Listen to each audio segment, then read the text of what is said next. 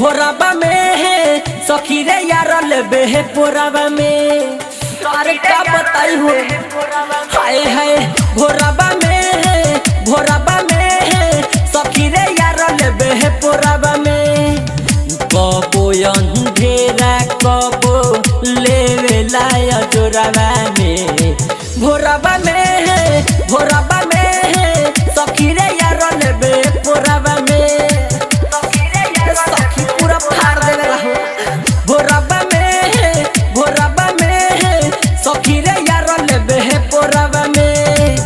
कबो अंधेरा कबो लेवे लाया जोराबा में। भोराबा में है सखी रे यार लेबे है पोराबा में।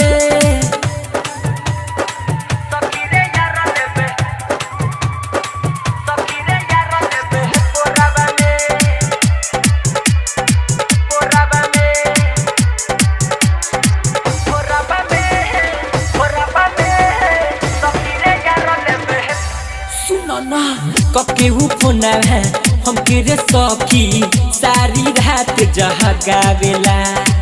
का बताइयो कर खेलाए सखी अरे माई कके फोन है हम रे सखी सारी रात जगावेला।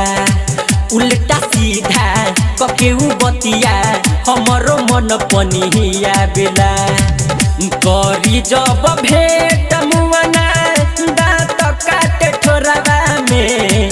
भोराबा में है सखी रे यार लेबे है पोराबा में। भोराबा में है सखी रे यार लेबे है पोराबा में। का कहिए सखी पूरा लमरा देबेला।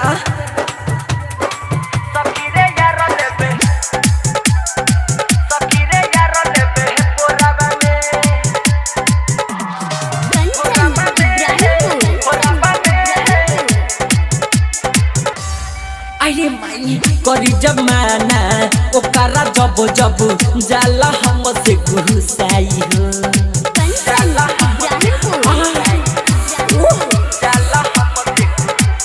अरे माई करी जब माना ओकरा जब जाला हमसे गुस्साई हो।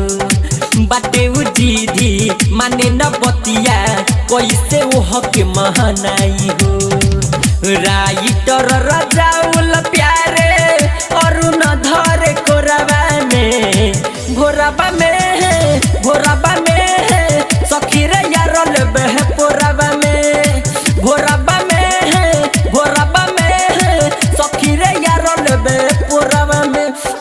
भोराबा में है सखी रे यार लेबे है पोराबा में। कबो अंधेरा कबो लेवे लाया जोराबा में। भोराबा में है सखी रे यार लेबे है पोराबा में। अरे का बताइए सखी पूरा उठल लिया चाट जाला। महाकाल रिकॉर्डिंग स्टूडियो नरंगा बाजार सीतामढ़ी बिहार।